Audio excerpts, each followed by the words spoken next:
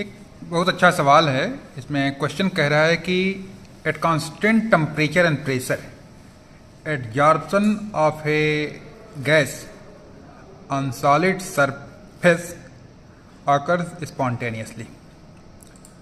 For this spontaneous process, what will be the sign of delta G, delta H and delta S?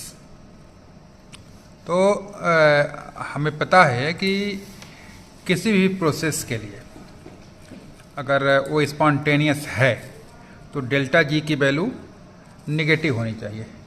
तो इसमें क्या है कि for any process at constant temperature and pressure delta G equal to delta H minus T delta S. For spontaneity delta G should be must be less than zero. Delta G की value होती हो वो negative होनी चाहिए। तो delta जी negative होने के लिए कुछ कंडीशंस हैं।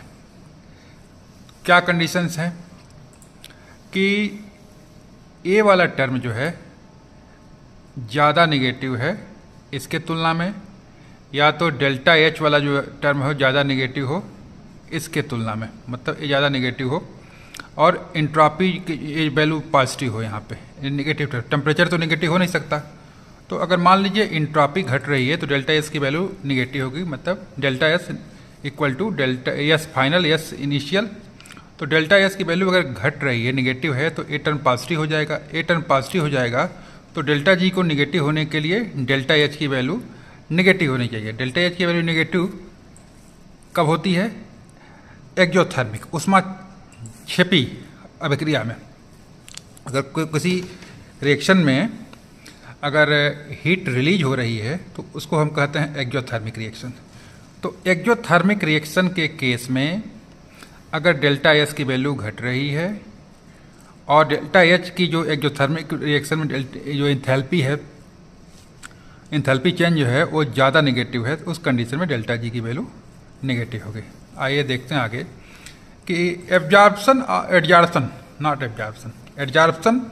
Of A gas on solid surface is always in exothermic process. Adsorption is exothermic due to attraction between gas molecules and solid surface, hence delta H less than zero। जो enthalpy change जो होती है less than zero, मतलब delta H की value जो है negative होती है। तो अगर डेल्टा एच की वैल्यू मतलब निगेटिव है तो आगे देखते हैं कि क्या हो सकता है कि इन दिस केसेस, मतलब एक कांस्टेंट टेम्परेचर और प्रेशर पे अगर एडजॉर्प्शन हो रहा है, एडजॉर्प्शन की प्रोसेस चल रही है, तो delta S less than zero. क्योंकि because gas molecule in the free state have high randomness. On adsorption gas molecules become restricted to the solid surface and disorder decreases, hence entropy decreases। मतलब कोई gas अगर free है तो उसकी randomness ज़्यादा होगी। अगर वो एडजॉर्ब हो जाएगी तो एडजॉर्ब होने से उसकी रैंडमनेस कम हो जाएगी। तो रैंडमनेस अगर कम हो जाएगी तो क्या होगा? Delta S equal to S F minus S I, मतलब फाइनल की जो रैंडमनेस है कम है और इनिशियल की ज़्यादा है, तो डेल्टा एस की वैल्यू क्या हो जाएगी? निगेटिव हो जाएगी। तो delta S less than zero. तो आगे देखते हैं कि अब हमें पता है कि ए डेल्टा जी इक्वल टू होता है delta H minus T delta S. For spontaneity delta ji must be less than zero, मतलब डेल्टा जी की वैल्यू जो है ये निगेटिव होनी चाहिए। तो डेल्टा जी की वैल्यू जो है निगेटिव होनी चाहिए। अब हम जानते हैं कि entropy is related to randomness, S equal to K L N W. यहाँ डब्ल्यू जो है नंबर ऑफ माइक्रोस्टेट्स है।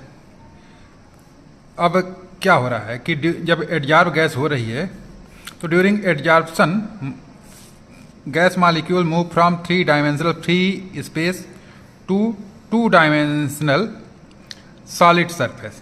Therefore, number of accessible microstate decreases. तो जो आपकी एडजॉर्ब हो गई, एडजॉर्ब जो गैस है उसका जो है नंबर ऑफ माइक्रोस्टेट्स, जो गैस फ्री है, जो एडजॉर्ब नहीं है, उसके माइक्रोस्टेट से कम है। तो W adsorb less than W gas. So इसका अगर ln वैल्यू ले लेंगे तो वो भी कम हो जाएगा ln W गैस से। W क्या है? ये नंबर ऑफ माइक्रोस्टेट्स है। So delta S equal to SF minus SI, तो ए वैल्यू क्या होगी? लेस देन 0 होगी, निगेटिव होगी। तो डेल्टा S की वैल्यू क्या हो रही है? निगेटिव हो जा रही है। अब आगे ध्यान देने की बात है कि adsorption involves formation of attractive forces. Energy change क्या हो जाएगा? E product minus E reactant. Since energy is release during adsorption, E product minus E product जो है लेस देन ई रिएक्टेंट है। तो डेल्टा एच में क्या होता है कि एनर्जी निकल रही है, मतलब जो आपका एंथैल्पी चेंज हो रही है इसकी वैल्यू निगेटिव है। तो निगेटिव होने के कारण जो है डेल्टा एच जो होगा ये वैल्यू हो जाएगी निगेटिव। अब ध्यान देने की बात है कि delta G equal to delta H minus T delta S. तो डेल्टा एच क्या होता है? एडजॉर्प्शन प्रोसेस भी नेगेटिव है, डेल्टा एस भी नेगेटिव है और डेल्टा जी भी नेगेटिव है। तो this is only possible when delta H का mod greater than T delta S. इसका जो मैग्नीट्यूड है जो डेल्टा एच का अगर ज़्यादा होगा तभी इस एडजॉर्प्शन प्रोसेस में डेल्टा जी की वैल्यू निगेटिव होगी। तो कहने का मतलब ये है कि जो डेल्टा एच जो है इसकी ये जो निगेटिव है इसका जो मॉड है, मतलब इसका मैग्नीट्यूड जो है अगर ग्रेटर देन है आपके माइनस टी डेल्टा एस के मैग्नीट्यूड से, तो एक कंडीशन है। अब delta G equal to minus H minus T minus delta S, क्योंकि इंथैल्पी यहाँ पे इंट्रॉपी डिक्रीज कर रही है, तो delta G equal to minus delta H plus T delta S. Delta G will be negative if magnitude of minus delta H will be greater than magnitude of T delta S, magnitude of T delta S. तो यहाँ पे ध्यान देने की बात है, ये value चूँकि इंट्रॉपी नेगेटिव है तो टी डी एस ये पॉजिटिव हो जाता है वैल्यू। तो माइनस डेल्टा एच का जो मैग्नीट्यूड है ये टी डी एस के मैग्नीट्यूड से ज़्यादा होना चाहिए। So adsorption is spontaneous because the decrease in Gibbs free energy delta G less than 0 और negative occurs when the heat evolved is greater than the entropy loss term। जो entropy loss term ये है इसको कहते हैं entropy loss term, entropy loss term और ये है डेल्टा एच आपका। तो मतलब हीट जो इवॉल्व हो रही है, तो हीट इवॉल्व हो रही है तो उसका जो मैग्नीट्यूड है अगर ज़्यादा होगा इंट्रॉपी लॉस टर्म्स की तुलना में, तो इंट्रॉपी लॉस टर्म्स से ज़्यादा होने पर अगर हीट डेल्टा एच की जो एक जो थर्मिक वैल्यू है डेल्टा एच की नेगेटिव वैल्यू है, अगर इंट्रॉपी लॉस टर्म से ज़्यादा होगी तभी वो प्रोसेस जो है डेल्टा जी की वैल्यू नेगेटिव होगी, मतलब प्रोसेस स्पॉन्टेनियस होगा। अब सबसे बड़ा बात एक आती है कि ग्राफिकली अगर समझाना हो आपको तो कैसे आप समझाएंगे। अब चूँकि अगर y बराबर डेल्टा जी इक्वल टू होता है delta H minus T delta S, अगर इससे कंपेयर करें तो ग्राफ इस तरह से आता है, लेकिन ये गलत है, ऐसे नहीं आता है। अगर डेल्टा जी और टी में ग्राफ खींचेंगे तो यहाँ पे y हो जाएगा आपका डेल्टा जी, आपका x एक्सिस पे हो जाएगा टेम्परेचर और m हो जाएगा आपका माइनस डेल्टा एस और इंटरसेप्ट हो जाएगा आपका डेल्टा एच। लेकिन ये गलत है, ये सही नहीं है। एक्चुअल में होता क्या है कि इस तरह का ग्राफ हमें मिलता है, इस तरह का ग्राफ हमें मिलता है। तो हमें पता है delta G equal to delta H minus T delta S. अगर टेम्परेचर जीरो भी है ना, टेम्परेचर अगर मान लीजिए यहाँ जीरो कर दिया जाए, तो उस कंडीशन में भी अगर टेम्परेचर जीरो कर दिया जाए तो इसको जीरो अगर कर दिया जाए तो delta G equal to delta H. अब चूँकि ए जो रिएक्शन है एक्सोथर्मिक रिएक्शन है, मतलब टी इक्वल टू जीरो पर भी डेल्टा जी डेल्टा एच की मतलब इसकी कुछ वैल्यू है, और डेल्टा जी एच की वैल्यू निगेटिव होती है। तो अगर डेल्टा एच निगेटिव है तो इसका जो इंटरसेप्ट है इधर मिलेगा माइनस वाई, तो ए इसका इंटरसेप्ट हो गया। तो यहाँ पे डेल्टा जी और टी में ग्राफ खींचने पे हमें इस तरह का ग्राफ मिलता है, और ए आपका हो जाएगा, चूँकि इंट्रॉपी यहाँ निगेटिव है तो इंट्रॉपी निगेटिव है तो ए वाला टर्म पॉजिटिव हो जाएगा। ए वाला जब टर्म पॉजिटिव हो जाएगा तो स्लोप क्या हो जाएगा, स्लोप जो है पॉजिटिव हो जाएगा। तो y डेल्टा जी एक्स पर टी और c जो है आपका डेल्टा एच है। यहाँ c जो है y डायरेक्शन में मिल रहा है, वो यहाँ निगेटिव y, क्योंकि डेल्टा एच जो है यहाँ निगेटिव होता है, एक्सोथर्मिक होता है। तो एक्सोथर्मिक रिएक्शन में डेल्टा एच की निगेटिव वैल्यू यहीं पॉसिबल है, जो इंटरसेप्ट यहाँ दे रहा है। अब यहाँ ध्यान देने की बात है कि जैसे जैसे हम टेम्परेचर बढ़ाते जा रहे हैं, जो डेल्टा जी की जो निगेटिव वैल्यू है ना घटती जा रही है।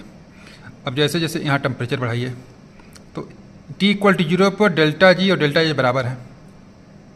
तो जैसे जैसे टेम्परेचर बढ़ रहा है नेगेटिव वैल्यू कम होती जा रही है, जी की निगेटिव वैल्यू कम होती जा रही है। और एक समय आ रहा है कि जैसे जैसे टेम्परेचर बढ़ रहा है जी की वैल्यू निगेटिव होती जा रही है। निगेटिव से इस पॉइंट पर आया, एक कोई पर्टिकुलर टेम्परेचर है, इस टेम्परेचर पे आपका डेल्टा जी की वैल्यू जो है ना ये जीरो हो जाएगी। और डेल्टा जी की वैल्यू जब जीरो हो जाएगी तो इसको कहते हैं इक्विलिब्रियम कंडीशन। तो zero equal to delta H minus T equilibrium temperature delta S, और टी इक्विलिब्रियम हो जाएगा delta H upon delta S.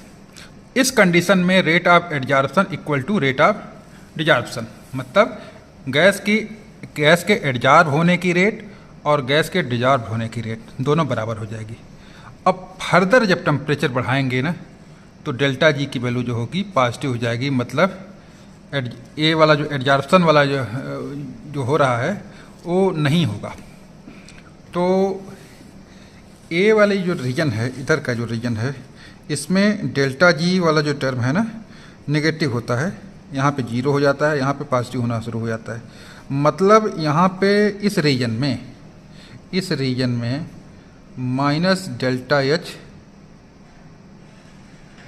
Dominate करता है, और इस रीजन में टी डेल्टा एस डोमिनेट करता है। तो कहने का मतलब है कि जैसे जैसे टेम्परेचर बढ़ता है एडजॉर्प्शन की रेट घटती जाती है।